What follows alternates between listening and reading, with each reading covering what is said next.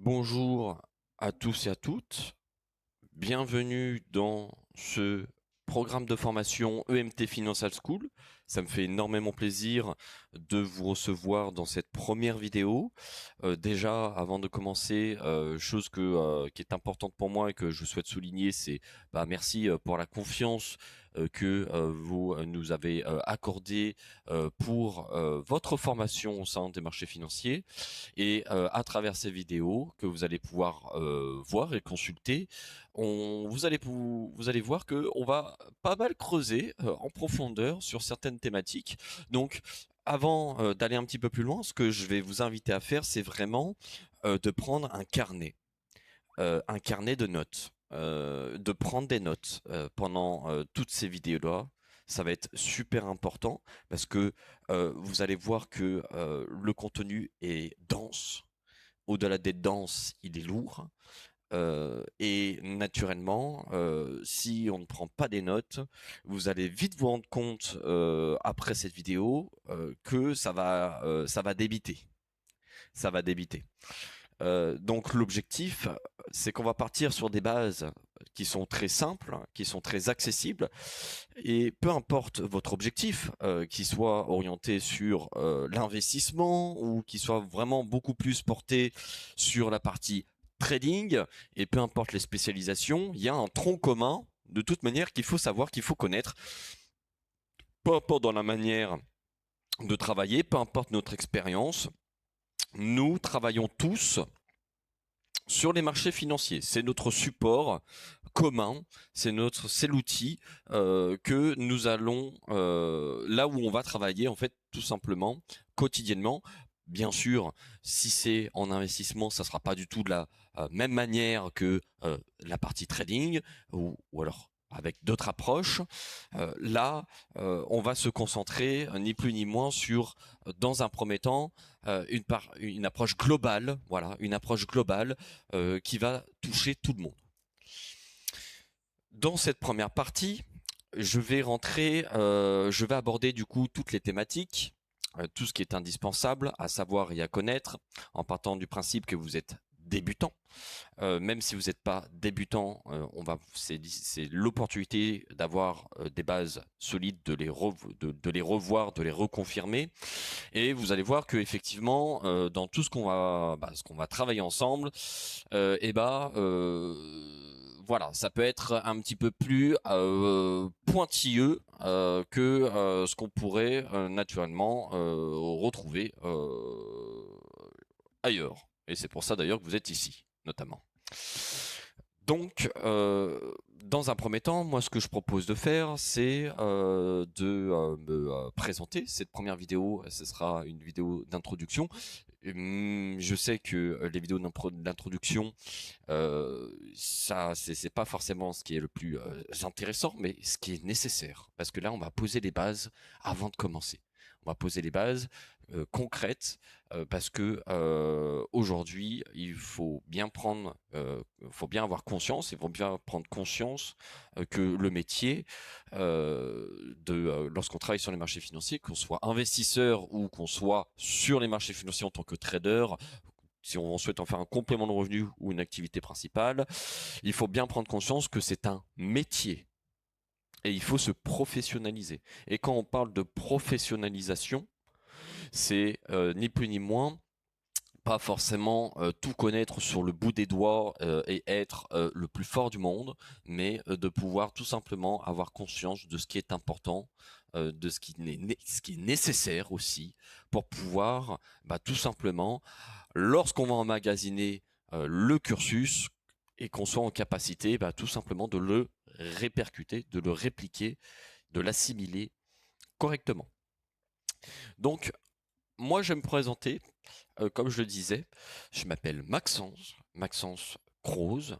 Je suis sur les marchés financiers maintenant depuis plus de 12 ans, notamment principalement sur les marchés américains précisément.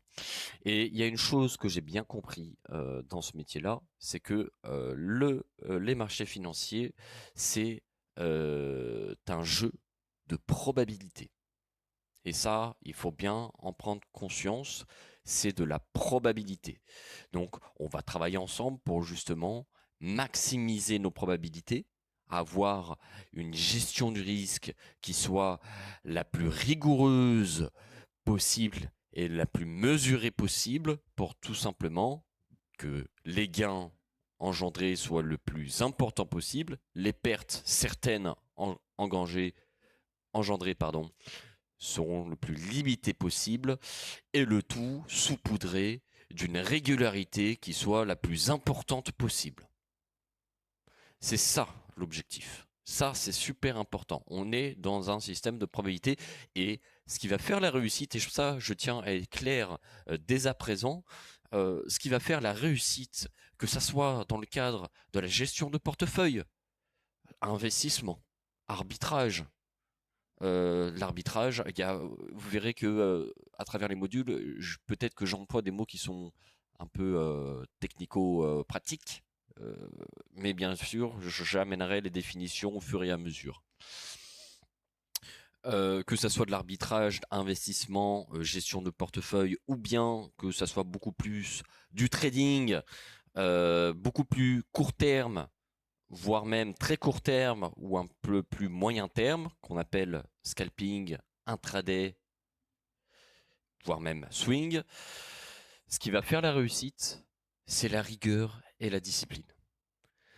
Vous êtes rigoureux, vous êtes discipliné, vous y arriverez. Si vous n'êtes pas rigoureux, vous n'êtes pas discipliné, eh ben, on va serrer la vis et on va vous obliger à l'être. Et on va mettre en place des moyens pour justement faire en sorte que vous le soyez. Sans rigueur, sans discipline, et je permets de rajouter aussi la patience, ça va vous causer du tort. Et ça, vous allez voir que avec moi, dans l'intégralité du cursus, je suis quelqu'un d'extrêmement transparent, où je vais, au-delà de transmettre toutes les notions, appuyer ça avec beaucoup d'expérience. Mais aujourd'hui, le premier retour d'expérience que je peux vous dire et vous montrer, c'est on ne peut pas réussir dans le métier sans rigueur, sans discipline ou sans patience. Sur les marchés financiers, peu importe notre travail, ça va reposer sur deux choses. Première chose, on ne cherche pas les opportunités, on attend les opportunités. C'est pas nous qui cherchons une opportunité, c'est les opportunités qui viennent à nous. Dans un second temps, ça va être dans la capacité à peser le pour et le contre. J'ai tant et tel élément qui me dit OK, et j'aurai forcément tel élément qui me diront non, ce n'est pas OK. Et donc, notre niveau d'expertise, ça va être dans sa capacité à prendre une décision qui va être plus ou moins probable, plus ou moins risquée, plus ou moins intéressante.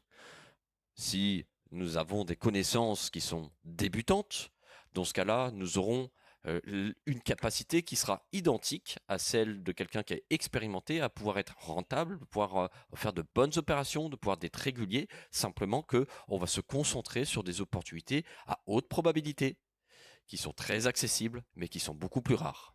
Et à l'inverse, plus on est expérimenté et plus on va pouvoir s'offrir l'opportunité de saisir des éléments qui sont beaucoup plus tiraillants. Où effectivement, le pas sur une prise de décision par rapport à l'autre sera très fine.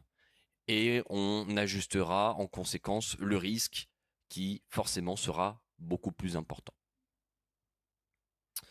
Donc, je vous inviterai à regarder bien évidemment toutes les vidéos, à prendre des notes et surtout à les re-regarder, mais pas dans la foulée, le lendemain, une fois qu'on pas à chaud, à froid.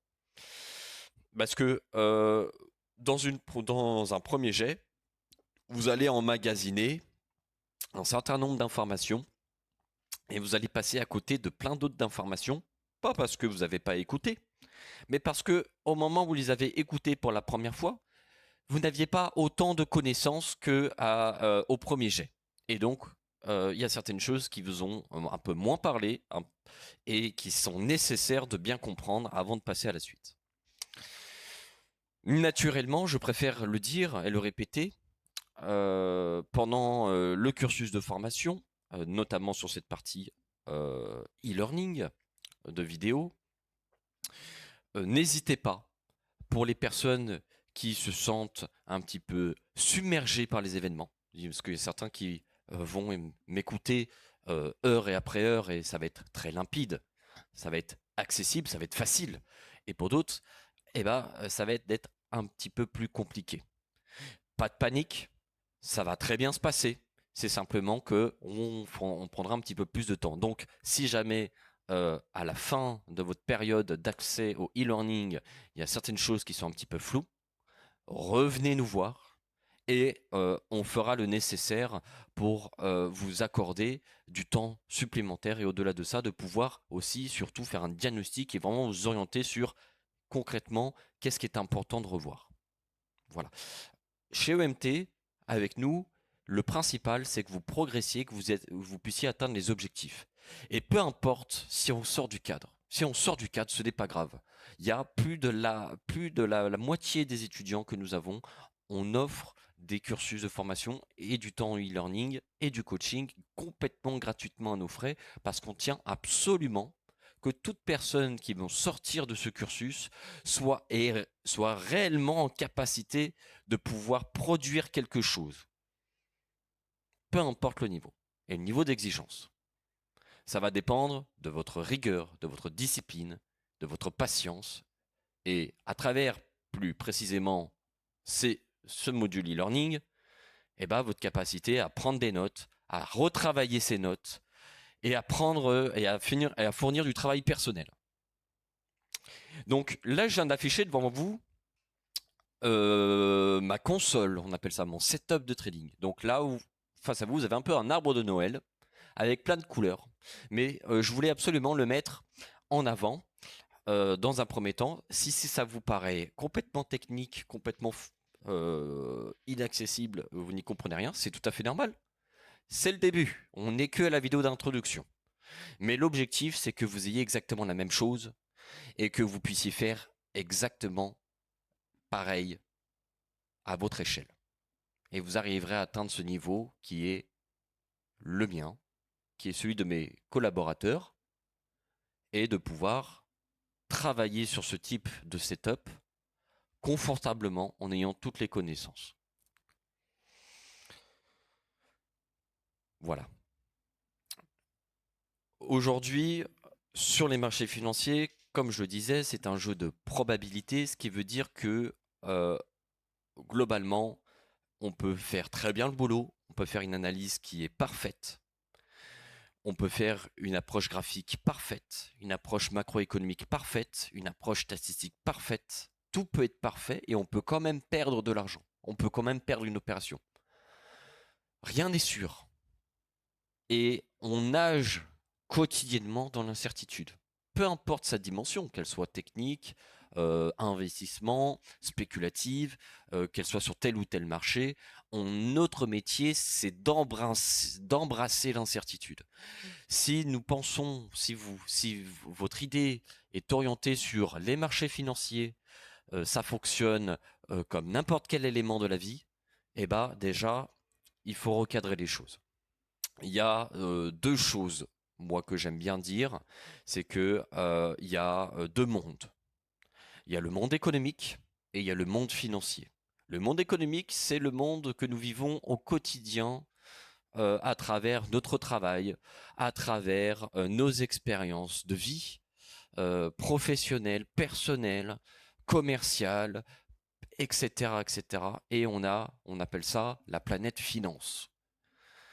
C'est deux mondes complètement différents. Aujourd'hui, lorsque je souhaite me former en tant que technicien, c'est-à-dire je veux apprendre naturellement à changer une roue, qu'est-ce que je vais faire? Je vais donc acheter une formation auprès d'un garagiste et à la fin pendant la formation, le garagiste va me donner un carnet où il va me dire étape 1, étape 2, étape 3, étape 4, etc. jusqu'à la dernière étape où la roue sera changée. Et si je suis l'étape 1 jusqu'à la dernière étape, ma roue sera changée. Sur les marchés financiers, ça fonctionne absolument pas comme ça. On peut suivre le même processus et à la fin ne quand même pas y arriver. Parce que les marchés financiers, c'est quelque chose qui est complètement, comment je pourrais dire, qui prend une multitude, qui évolue par l'offre et la demande. Voilà, c'est ça la définition. C'est évolue par l'offre et la demande. Et pour pouvoir imager ça de la manière la plus simple, voilà un peu l'exemple que je vais donner. Face imaginons que je vous présente un stylo à billes. Malheureusement, j'ai un stylo entre les mains. C'est vrai que j'aurais pu mettre la caméra pour montrer le stylo. J'ai un stylo entre les mains. Ici, il y a des centaines de personnes qui sont en train de m'écouter, voire même peut-être plus. Et imaginons que nous nous retrouvons tous dans une salle. Et je tends le stylo. Et je me dis, voilà, à quel prix est-ce que vous êtes prêts à acheter ce fameux stylo? Certains auront un prix en tête, d'autres un autre prix. Mais concrètement, qu'est-ce qui va déterminer le prix de ce stylo? C'est votre capacité à offrir un prix qui soit le plus attractif vis-à-vis de l'offre qui est le stylo. Il y en a un, il n'y a qu'un seul stylo, donc ça sera la personne qui aura fait la meilleure proposition qui remportera le stylo. Si j'ai 10 stylos, ce sera les 10 premières personnes qui auront fait une proposition attractive qui repartiront avec le stylo. Et donc, il y aura plusieurs transactions. Le premier qui aura fait la meilleure offre repartira avec le premier stylo. Le deuxième qui aura fait la seconde meilleure proposition repartira avec le deuxième stylo. Et ainsi de suite jusqu'au 10e, jusqu'au moment où les stocks sont écoulés et les échanges s'arrêtent. Naturellement, la courbe du prix évoluera à la baisse. Et donc, du coup, pour toutes les personnes qui sont là dans cette salle, est-ce que vous pensez pouvoir prédire à quel prix est-ce que vos confrères, vos collègues et toute personne qui écoute cette vidéo et qui regarde ce stylo, est-ce que vous pouvez prédire à quel prix les autres personnes vont faire leur offre? Bien naturellement, c'est impossible. Vous ne pouvez pas savoir ce qu'ils ont dans la tête. Vous ne pouvez pas connaître leur budget, leurs conditions, qu'est-ce qui les motive, à quel prix. Il y a tout un tas de facteurs qui est propre à chaque personne que nous ne pouvons pas analyser, que nous ne pouvons pas savoir. Et donc, tout est long. C'est cet enjeu-là. Les marchés financiers, c'est exactement pareil. Au lieu de mettre le prix d'un stylo, au lieu de mettre un stylo, on met une entreprise. Et le prix de ce fameux stylo, qui est le prix de vente, on mettra du coup le cours d'une action, le prix d'une action. Et donc du coup, aujourd'hui, on arrive sur un marché et on se dit, eh ben, le prix de l'action Apple est à hauteur de 200 $. Est-ce que je suis en mesure de pouvoir anticiper dans quelques heures, lorsque le marché va ouvrir, que les millions de personnes qui opèrent sur cette action-là vont vouloir l'acheter à tel ou tel prix? Non. Impossible. Et là, du coup, on se dira, oui, bah dans ce cas-là, c'est complètement aléatoire. Non, ce n'est pas aléatoire, c'est une question de probabilité. Parce que ces personnes-là vont se baser sur des éléments qui vont motiver leur prise de décision, qui vont motiver sur la manière où ils vont définir leur offre. Ils ne vont pas définir leur offre sur un hasard. Quand ils définissent leur offre, ils ne vont pas se mouiller le bout du doigt, l'orienter vers le nord, et puis se disant, bon, eh ben, je l'achète à temps. Non, ça va dépendre de leurs conditions financières, leur avis sur la santé de la boîte, sur ses capacités, sur machin, sur ceci. Ils vont motiver cet avis-là. Ces éléments-là, par contre, on les connaît tous, on a tous les mêmes. Et c'est là où notre travail va opérer. C'est là où la formation va s'orienter. Notre capacité, ça va être de tout simplement déjà dans un premier temps, grâce à sur cette partie théorique, à apprendre les bases, à apprendre au-delà des bases, d'avoir des notions qui sont énormément, beaucoup plus poussées, pour pouvoir prendre connaissance de tous les éléments qui impacte la prise de décision d'une personne, qui impacte les cours boursiers, qui impacte qu'est-ce qui va motiver Pierre, Paul ou Jacques à faire une offre, indépendamment de leurs conditions financières personnelles, une proposition. Et donc de pouvoir essayer de s'aligner au plus possible au consensus. Ce qui veut dire que dans cette réflexion-là, moi je peux très bien, moi je vais être transparent avec vous, je fais entre 2 et 3 positions par semaine. Je prends entre 2 et 3 positions par semaine. Des positions surtout de trading, donc c'est-à-dire des positions quand je rentre, je vais garder 1 heure, 2 heures. Ça peut m'arriver de les garder 24 heures, 48 heures, mais dans l'immense majorité du temps, à la fin de la journée, je boucle tout. Donc je prends entre 2 et 3 prises de position par semaine. Le reste du temps, je fais quelque chose, je produis un travail. Mais c'est simplement que soit l'offre que j'ai faite est trop éloignée du consensus, est trop éloignée des propositions, des autres propositions, des autres acteurs qui exercent sur ce même marché. Soit, je sais pas. Quand je sais pas, je fais rien. Mais globalement, je fais une offre et je vais attendre toute la journée pour attendre un prêt attractif. Et je peux très bien attendre toute la journée un prêt attractif et que cette opportunité-là ne vienne pas. J'attends un prêt attractif, ce prix-là attractif ne vient pas, donc il n'y a pas d'opportunité. Et donc, naturellement, je n'envoie pas d'ordre. Donc, c'est ça qu'il va falloir bien prendre conscience et qu'il va falloir bien mesurer à travers tout le contenu qu'on va faire ensemble. Et de toute manière, je vais le radoter, je vais le rabâcher. Notre objectif, c'est pas d'essayer d'anticiper le monde. On ne peut pas le faire et on ne peut pas anticiper ce que tout le monde a dans la tête. L'objectif, c'est de prendre conscience, de prendre connaissance de tous les éléments, de tous les facteurs, de les réunir, de les analyser et de pouvoir faire une offre. J'ai un stylo. Si je vous dis, ce stylo-là, il a un coût de fabrication de temps.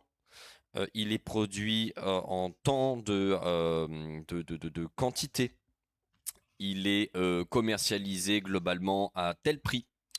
Il est l'entreprise qui a produit ça je sais pas produit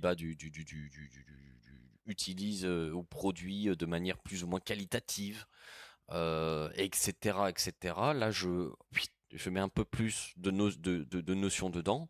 Ça sera tout de suite beaucoup plus facile de faire une proposition d'achat de ce stylo à une valeur qui se rapproche le plus du consensus. Le consensus, c'est globalement le prix d'équilibre entre la quantité, nombre de stylos en circulation et le nombre d'offres, de demandes, le nombre de personnes qui font une proposition pour l'achat de ce stylo. Donc, ni plus ni moins, je vais résumer ce que je viens de dire, c'est le marché est régi par l'offre et la demande. Et c'est dans cette formation-là qu'on va apprendre ensemble à comment essayer de se rapprocher au plus juste de ce fameux consensus, de ce fameux prix d'offre et de demande, et de pouvoir au-delà de ça, avoir un consensus qui soit, on appelle ça, attractif. Acheter, comme si on était sur le bon coin. Oui, on a une voiture, on a le prix, j'ai pour projet d'acheter une voiture pour la revendre plus cher. Hein, c'est ce qu'on fait, on est des commerçants, mais sauf qu'au lieu de commercer des voitures, on commerce des produits financiers. Je vais déjà dans un premier temps prendre connaissance du marché, combien de kilomètres à la voiture, quel modèle, quelle année, et je vais prendre les caractéristiques, à partir de ce moment-là, même si je me dis, bon, aujourd'hui, le consensus de la voiture, c'est 12 000 euros, est-ce que pour autant je vais l'acheter à 12 000 euros parce que c'est le prix du marché? Non. Dans les circonstances et les caractéristiques actuelles, Une bonne opportunité, ça serait d'avoir déjà un prix qui soit 10% plus intéressant, 10% moins cher, 20% moins cher. Ça serait une meilleure opportunité d'avoir la possibilité d'acheter cette même voiture, mais 20% moins cher. Et si on a l'opportunité de l'acheter 50% moins cher, c'est une énorme opportunité. Ce sont des soldes. Voilà ce qu'on cherche. Voilà notre métier. Voilà notre métier. Prendre connaissance du marché, prendre connaissance de tous ces éléments-là et dans tous ces éléments-là, attendre les soldes, attendre une opportunité pour pouvoir se présenter. Et des fois, eh ben, on va penser avoir une opportunité, on va se dire, le prix de la voiture a beaucoup perdu en valeur ces dernières semaines, c'est 50% de solde, c'est le moment d'acheter, mais peut-être qu'on n'a pas pris en compte, c'est que, en fait, ces voitures, je sais pas, il y a un rappel qui est fait sur ce modèle-là, qui fait que, le moteur, il est un peu, il est une anomalie dans la conception, naturellement.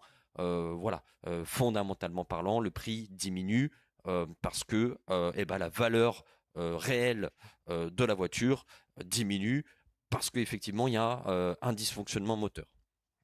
Et donc on peut quand même perdre même si on pense qu'il y a 50% de solde. Et donc c'est ça, risque, reward.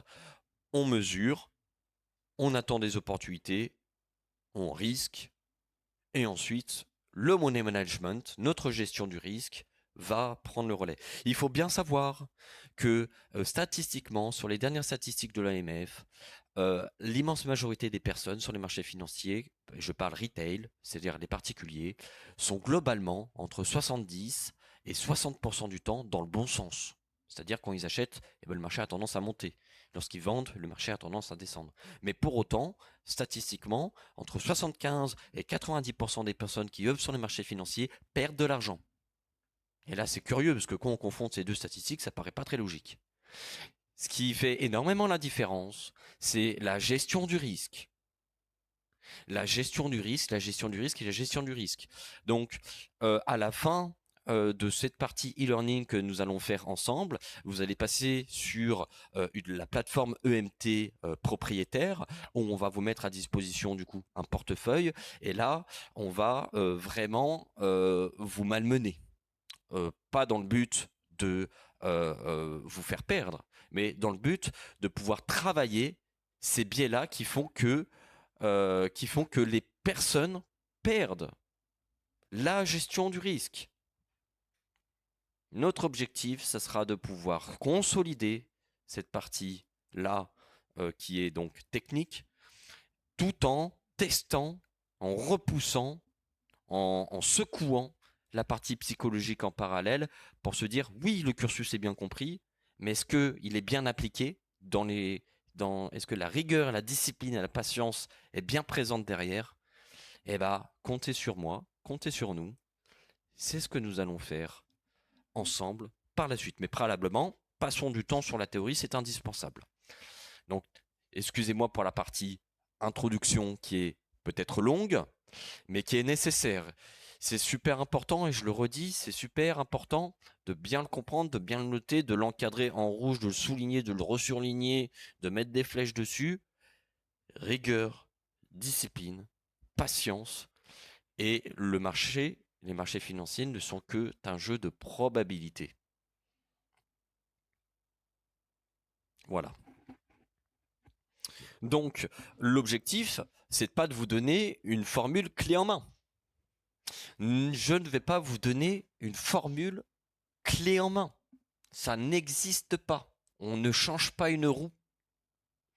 On n'est pas capable de se dire, mes voisins vont définir, on n'est pas capable de lire dans la tête des voisins. On n'est pas, on n'est pas capable de lire dans la pensée des autres. Donc, ce qui va être livré, c'est une méthodologie. Une méthodologie pour amener sur des process, sur des opportunités à haute probabilité de réussite, de pouvoir mesurer, d'avoir une méthodologie qui permet de mesurer son risque se mesurer sa probabilité de réussite, de pouvoir mesurer ni plus ni moins tous ces facteurs-là qui vont nous permettre de pouvoir prendre les bonnes décisions quotidiennement, mesurées, les plus intéressantes, les plus attractives, pour pouvoir ni plus ni moins avoir des statistiques à terme qui soient stables, qui soient profitables, qui soient ni plus ni moins gagnantes. Voilà. Donc, dans cette partie e-learning vidéo, on va séparer le cursus en deux. Je vais, dans un premier temps, comme je disais, aborder tous les chapitres, toutes les thématiques, avec le strict minimum. Quand je dis le strict minimum, c'est la base fondamentale.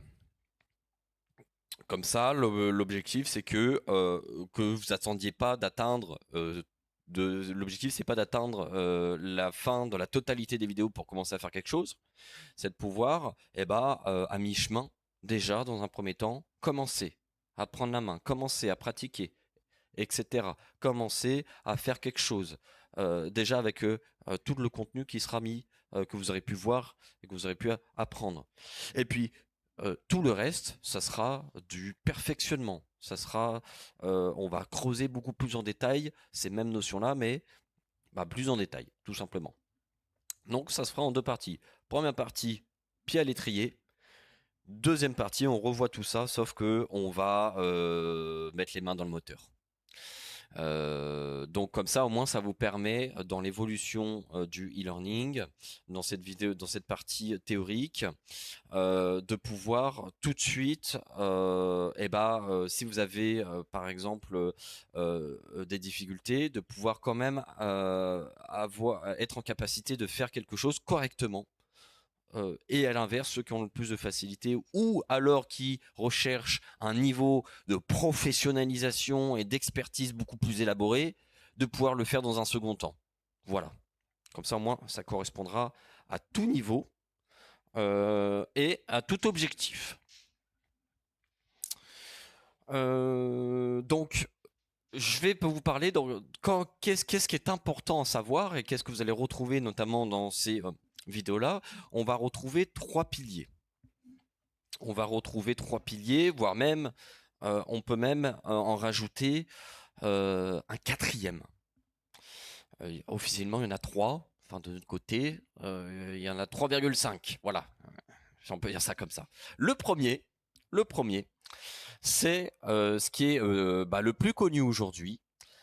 Et c'est là où 90% des personnes passent 90% de leur temps, c'est le fameux et célèbre pilier technique, l'approche technique, les graphiques boursiers, l'analyse graphique. C'est ce qu'on retrouve du coup devant l'écran, c'est ce que je mets ici, c'est l'analyse graphique. Hop, hop, hop, c'est l'analyse graphique, avec ni plus ni moins. De toute façon, ça, on va l'aborder, on va tout aborder en détail. Là, c'est vraiment, j'aborde la thématique, la partie graphique.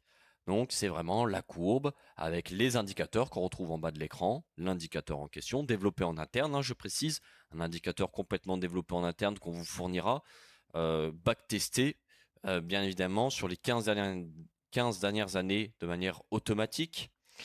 Donc c'est l'approche graphique, c'est ce qu'on retrouve ici. Voilà, les hauts, les bas, les bougies, les indicateurs, les différentes stratégies de trading qui rentrent dedans, la stratégie, etc. Ça, c'est le premier pilier. Le pilier technique, quelle est sa place dans le milieu de la métier de la finance de marché et du trading? Il a une place dans le timing. Son objectif, c'est de timer, c'est de donner un go, un top. C'est de donner un feu vert, c'est un feu tricolore, feu rouge, feu orange, feu vert. Donc l'analyse technique, l'analyse graphique va nous dire feu orange, feu rouge ou feu vert. Tu y vas maintenant, tu y vas bientôt, ou alors tu n'y vas pas. C'est un timing. Quand? Voilà. C'est le premier pilier. Ça, beaucoup de personnes ont tendance notamment à confondre en se disant, eh ben, en regardant le prix passé, je peux prédire le prix futur. C'est partiellement vrai et c'est partiellement faux. Quand je conduis une voiture, on peut très bien réussir à la conduire en regardant dans le rétroviseur, parce qu'effectivement, ce qui s'est passé peut prédire le futur, dans le sens que si on est sur une ligne droite, quand je conduis en regardant le rétroviseur, et ben si c'est une ligne droite, et ben je maintiens mon volant tout droit. Globalement, je devrais réussir à continuer à avancer. Par contre, s'il y a un virage, autant dire que c'est quand je me serais planté que je me serais dit ah bah mince, il y a un virage.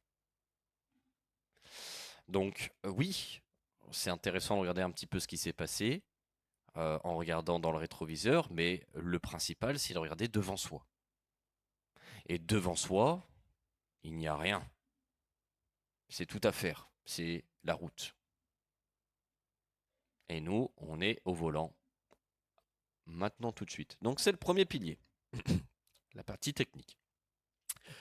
Deuxième pilier, c'est la partie fondamentale.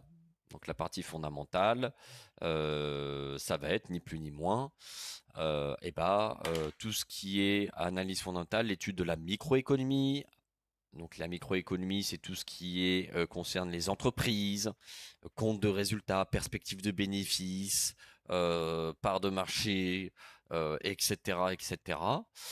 On va retrouver dans un deuxième temps, chose que vous avez à l'écran, par exemple, c'est trading économique, c'est plutôt la partie macroéconomie. Donc là, c'est plutôt l'économie à l'échelle d'un pays. Le PIB, donc la croissance, le taux de chômage, l'inflation, etc.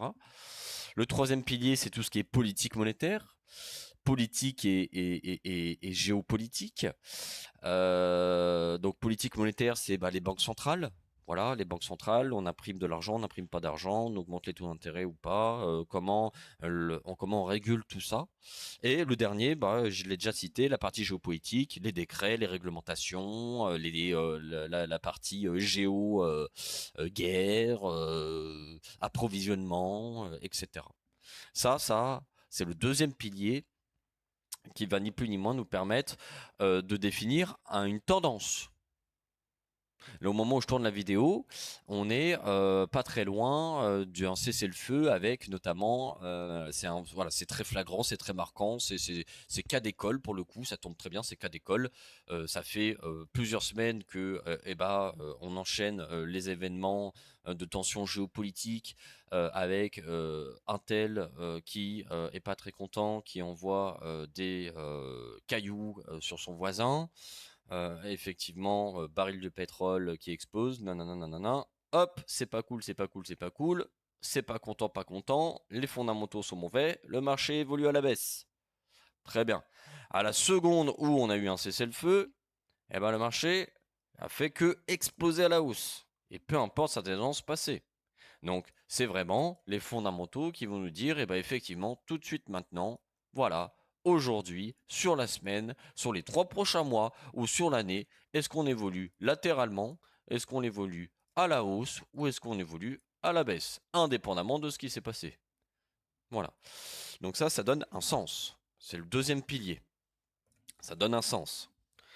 Dans est-ce que je vais aujourd'hui, cette semaine ou ce mois-ci, est-ce que j'achète ou est-ce que je vends?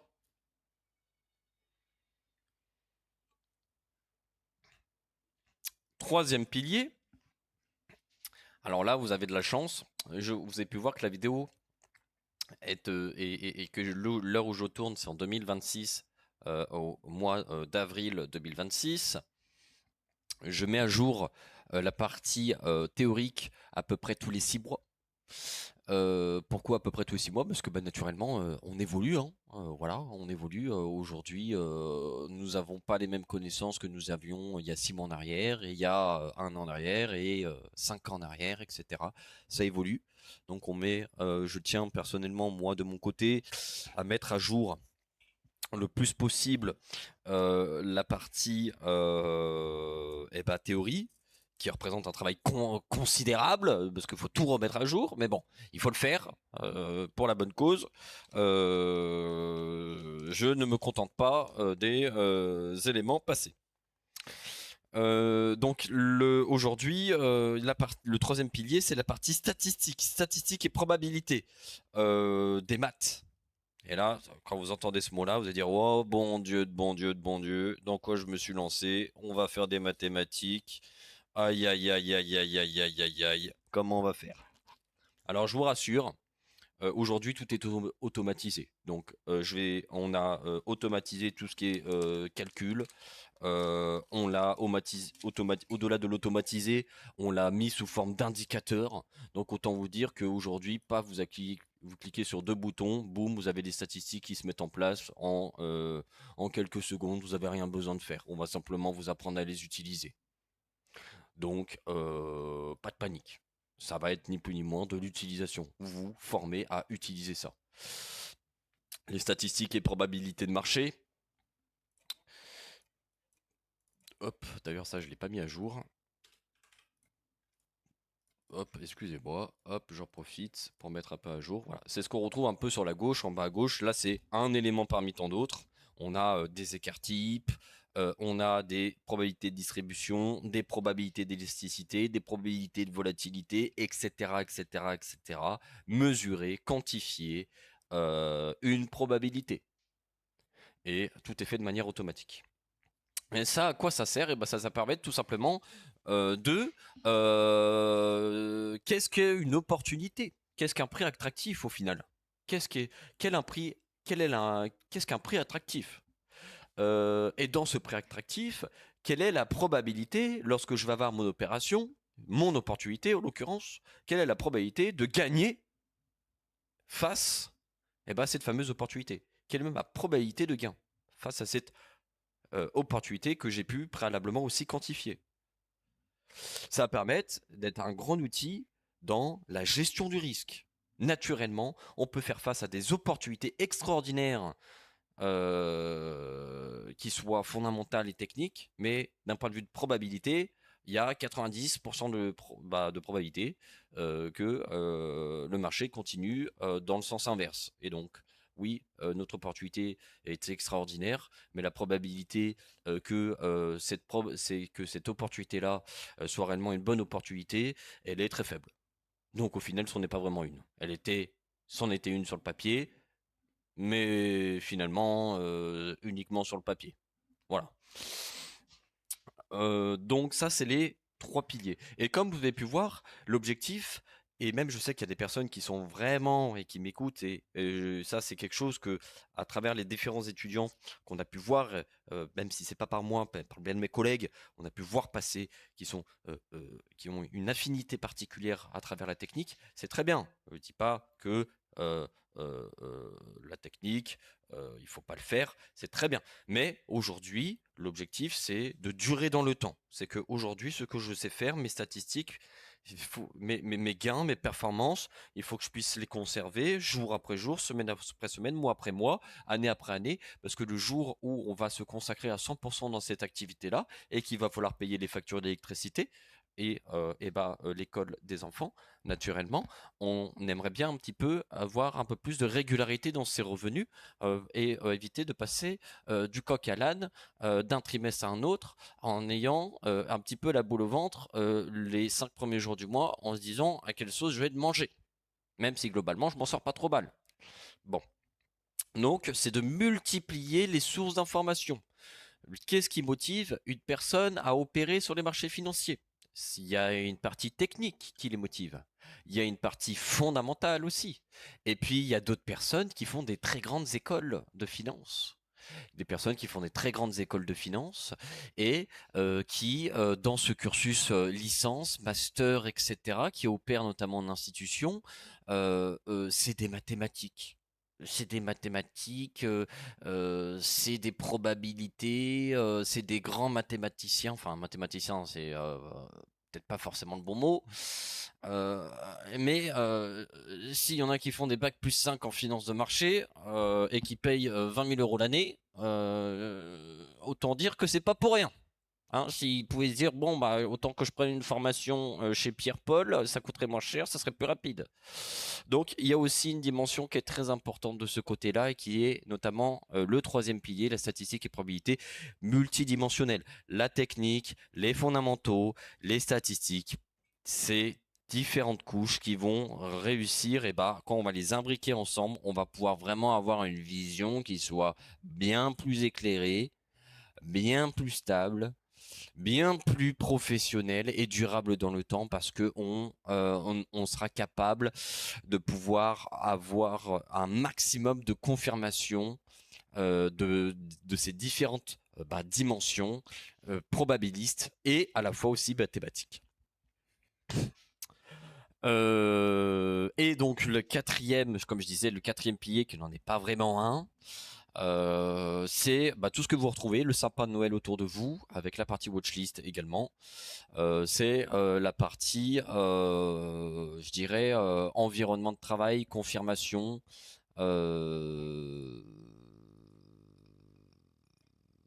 Oui, c'est ça, environnement de travail, confirmation, analyse multi-actif. Voilà. Aujourd'hui, les marchés financiers, il faut le voir comme un immense lac. On est tous au bord d'un lac. Moi, je travaille, moi personnellement, Maxence, je travaille beaucoup sur les marchés américains. Je sais pas ce qu'ils font, les Asiatiques.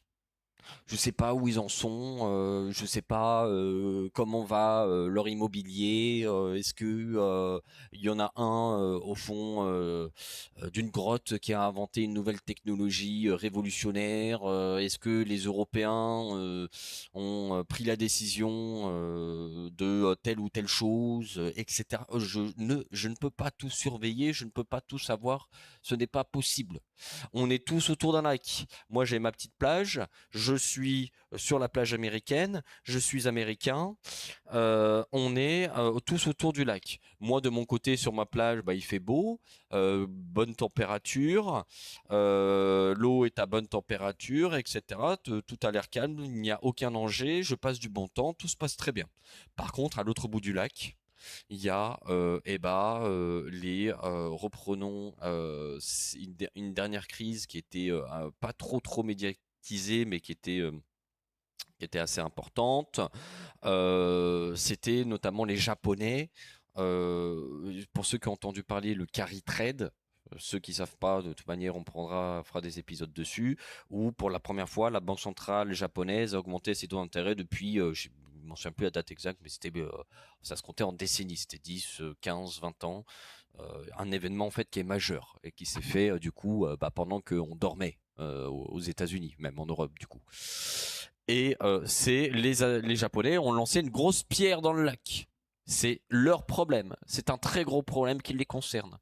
Mais étant donné que, on est aujourd'hui dans une économie qui est mondialisée, même si moi de mon côté tout va bien sur ma petite plage américaine, je vais recevoir une grosse vague. Je vais être éclaboussé, je vais être dérangé, je vais être perturbé, ça va m'impacter.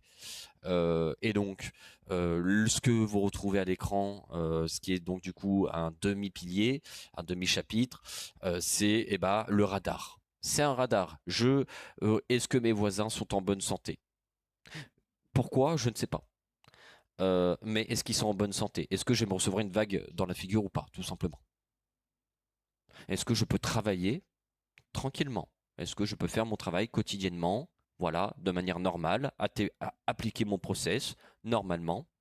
Ou alors est-ce qu'il y a un élément inconnu qui amènerait à ce que, aujourd'hui, dans ma méthodologie, il vaut mieux ne pas l'appliquer, par exemple?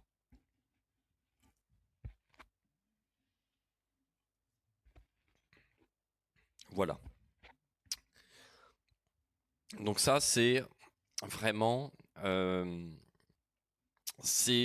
toutes ces connaissances-là qu'on va aborder couche par couche pour faire de vous ni plus ni moins des personnes qui puissent prendre des décisions avisées en ayant en connaissance de cause, les moins risquées, les plus durables et les plus profitables.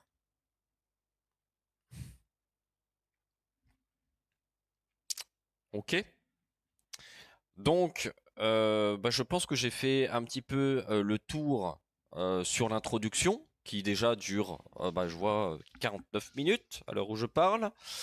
Je suis en train de, vous verrez, moi, dans ma manière de faire, j'essaye d'aborder les choses pas comme elles me viennent. Je travaille mes sujets, mais j'essaye aussi d'appuyer ça avec de l'expérience par-dessus. Et en l'occurrence, l'expérience que je peux rajouter vis-à-vis de cette introduction-là, c'est ni plus ni moins que aujourd'hui, peu importe votre capacité et vos connaissances actuelles, on va travailler des points qui sont ni plus ni moins très loin des standards d'internet ou de confrères, de confrères. Les débouchés. Pourquoi est-ce que le niveau d'exigence et au niveau de la méthodologie, au niveau de la pédagogie, donc on le reprend hein, dans un premier temps, là on fait la théorie, ça c'est super important, la théorie, on apprend la théorie. Pendant ce processus de théorie, comme je l'ai souligné, c'est en deux parties. Je vous accompagnerai et on le fera ensemble. C'est de pratiquer parce que vous, à peu près à la moitié de la théorie, du cursus théorique, vous allez déjà mettre le pied à l'étrier. C'est volontaire que vous puissiez déjà vous lancer. Ensuite, il y a une deuxième partie théorique. On va reprendre toutes ces notions-là et on va aller vraiment tâter des choses très pointilleuses.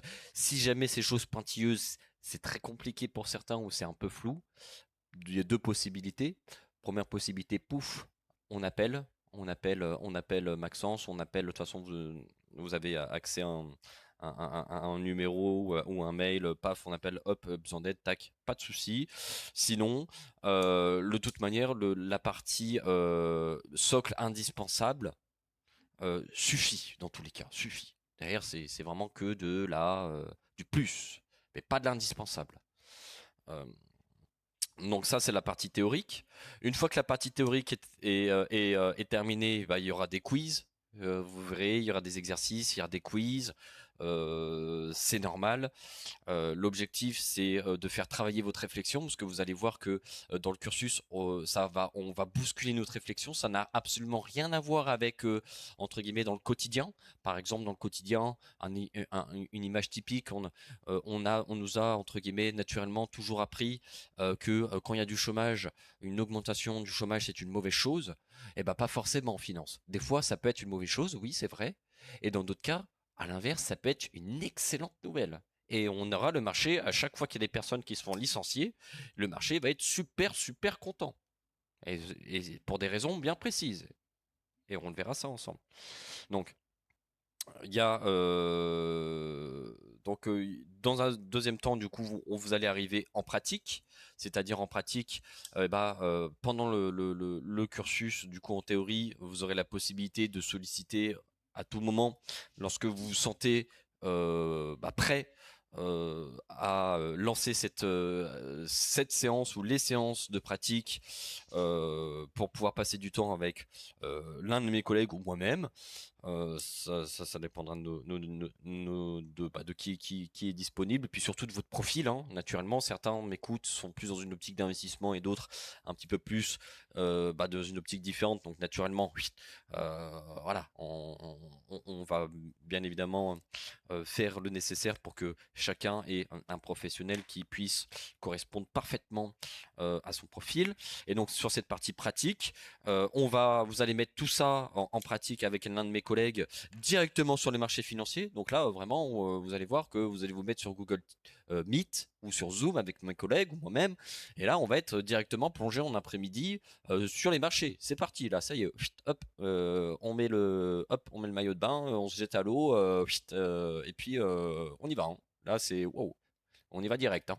Bien sûr, c'est l'opportunité de voir les professionnels, comment est-ce qu'ils font. Donc là, faut pas hésiter, poser beaucoup de questions, etc., de rebondir, de voir pourquoi, ceci, cela, de bien poser des questions. Eux, en parallèle, ils ont accès du coup à ce que vous faites, c'est de pouvoir vraiment, eux, de leur côté, de s'assurer que vous avez bien compris, que vous fassiez bien les choses, que les choses sont bien comprises, etc. Et c'est de pouvoir aussi, dans un second temps, de pouvoir vous lancer sur la plateforme EMT, donc de pouvoir vous octroyer, vous allouer un capital. De vous allouer un capital pour que vous soyez en fait tout simplement en mesure, à la fin de cette première séance de pratique, de cette séance de pratique, en mesure de pouvoir tout simplement lancer des ordres, et tous ces ordres-là, de fournir du travail en ayant en conditions réelles, et de pouvoir tout simplement avoir un retour statistique sur votre travail en temps réel de la part des formateurs.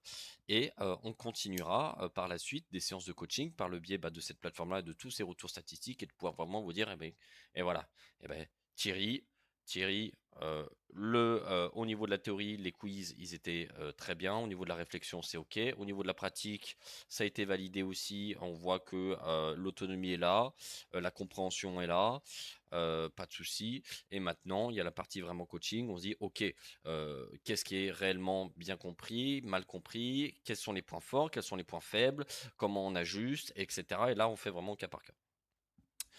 Euh, dans un troisième temps, enfin un dernier temps, quatrième plutôt, du coup, le suivi, une fois que cette partie théorie, pratique et coaching est terminée, entre guillemets, le cursus est terminé.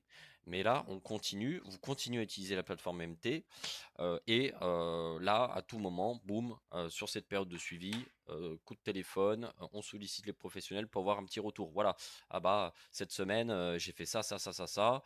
Qu'est-ce que tu en penses? D'avoir vraiment un suivi concret, au-delà du coaching, pour voir, naturellement, avec le temps, les expériences, le retour d'expérience. C'est surtout ce retour d'expérience, que de toute façon, le retour d'expérience, on l'a que avec le temps, hein, et de pouvoir quand même faire des ajustements si nécessaire, ou alors tout simplement de creuser ce qui fonctionne, et pour que ça fonctionne encore mieux. Et pendant cette période de suivi, pour certains d'entre vous, et je vous le souhaite, pour les personnes les plus disciplinées, les plus rigoureuses et les plus patientes, on tient vraiment à ce que de pouvoir offrir des opportunités professionnelles. Voilà. Donc c'est ça notre objectif, c'est ça mon objectif, c'est que vous puissiez, à la fin de cette partie théorique, de vous donner absolument tout ce qui est nécessaire en profondeur, sérieusement, pour vraiment avoir la chance de vous accueillir, tout simplement, que ce soit avec moi-même, avec EMT ou avec nos partenaires. Voilà. Globalement, sur cette première introduction, vous allez voir que je parle beaucoup. Je parle beaucoup, beaucoup. Je suis quelqu'un qui est très passionné, donc j'ai tendance à, quand je pars sur un sujet, je rebondis sur un autre, etc. Surtout, prenez des notes, re-regardez les vidéos, parce que je débite, hein, sur le contenu de théorie.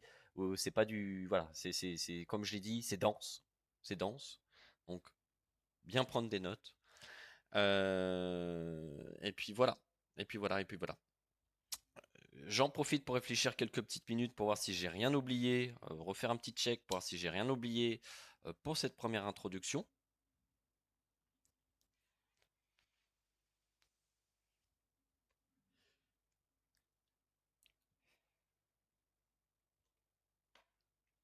Et ça m'a l'air d'être pas mal. Très bien. Écoutez, sur ce, je vous remercie d'avoir regardé cette première vidéo, et bienvenue dans le cursus EMT, donc le parcours de formation, EMT. Je reste, si jamais des questions pendant l'intégralité du parcours, vous avez des questions qui vont au-delà du quiz et des exercices qui sont mis à disposition, il y a une adresse mail qui est disponible. Profitez-en pour faire un mail, poser vos questions, etc. De bien préciser vos coordonnées au cas où, comme ça, tout de suite, quand on reçoit le mail, on a le contenu et on a les coordonnées tout de suite. Comme ça, en termes de réactivité, pour nous, c'est plus vite. Boum, et on vous appelle. L'objectif, c'est vraiment de pouvoir avancer étape par étape. Vous verrez que dans toutes les vidéos, dans tout le contenu qui est fait, il y a des exercices réguliers. Faites-les. Si vous voyez qu'au niveau des exercices, ça colle pas, n'avancez pas. Revenez en arrière. Repassez, prenez le temps. Comme j'ai dit, commencez pas à vous dire oula, eh ben, ma partie théorique, je n'ai accès que un certain temps, donc vite, vite, vite, vite, vite, vite, vite. Non, vaut mieux prendre le temps, faire les choses correctement, et ensuite on voit s'il faut rajouter un petit peu de temps sur, sur certains modules. Voilà, on peut rajouter un petit peu de temps sur certains modules, voilà, de manière transparente et humaine. Voilà tout. Merci beaucoup pour cette première vidéo et on se voit pour la suite.